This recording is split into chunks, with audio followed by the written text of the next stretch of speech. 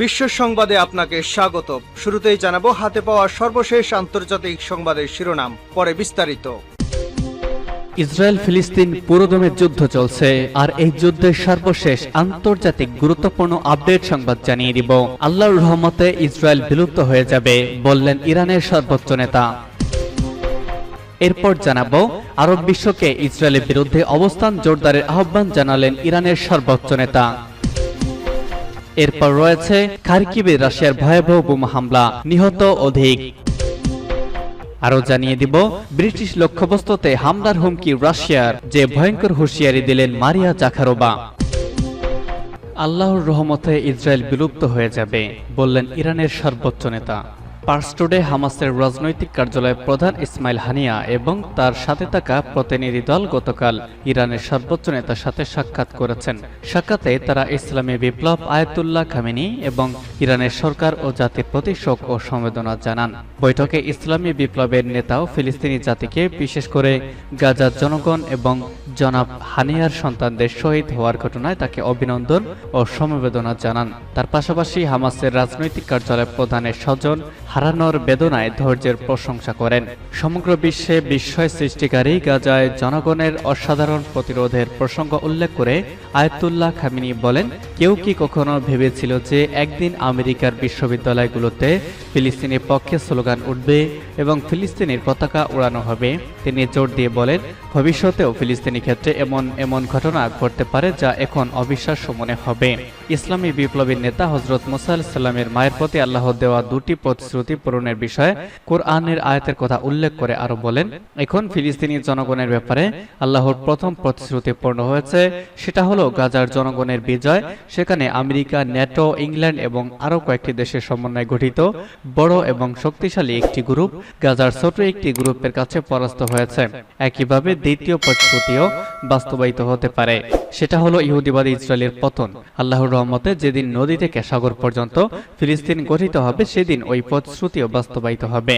Ayatollah Khamenei আরো বলেন, জনাব মুকবের, যিনি সংবিধান অনুযায়ী দেশের নির্বাহী দায়িত্বভার পেলেন, তিনি ফিলিস্তিনি ব্যাপারে ইরানের শহীদ প্রেসিডেন্ট রাইসির নীতি আদর্শ অভিন্ন চেতনায় অব্যাহত রাখবেন। ওই বৈঠকে ইসমাইল হানিয়া ফিলিস্তিনি জনগণের প্রতি ইরানি জাতি ও সরকারের অব্যাহত সমর্থনের জন্য কৃতজ্ঞতা প্রকাশ করেন।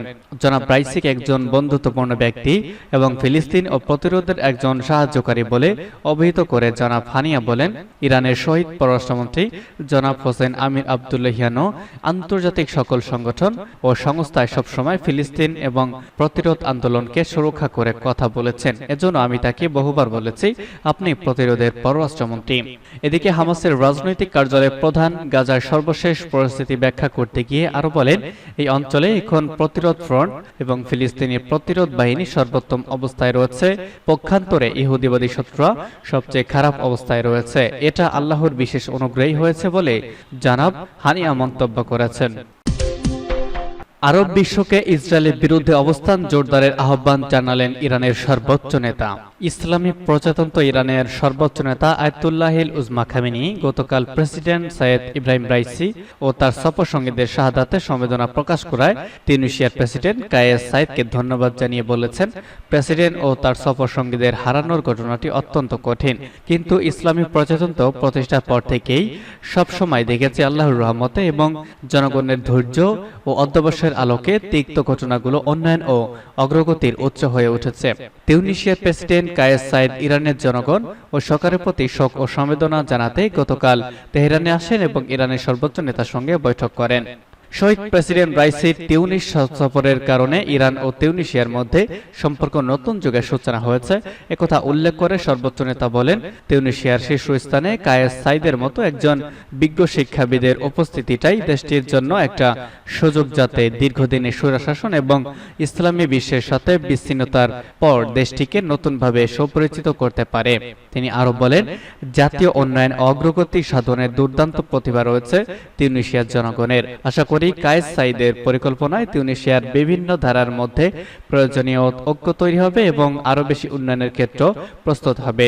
আয়াতুল্লাহ খামেনি বলেন, আরব বিশ্বে দখলদার ইসরায়েলের বিরুদ্ধে অবস্থান শক্তিশালী করা উচিত, কারণ দুর্ভাগ্যজনকভাবে আরব বিশ্বে এই ধরনের বিষয়গুলোকে গুরুত্ব দেওয়া হয় না এবং আমরা বিশ্বাস করি সাফল্যের একমাত্র উপায় হলো প্রতিরোধ ও দৃঢ়তা।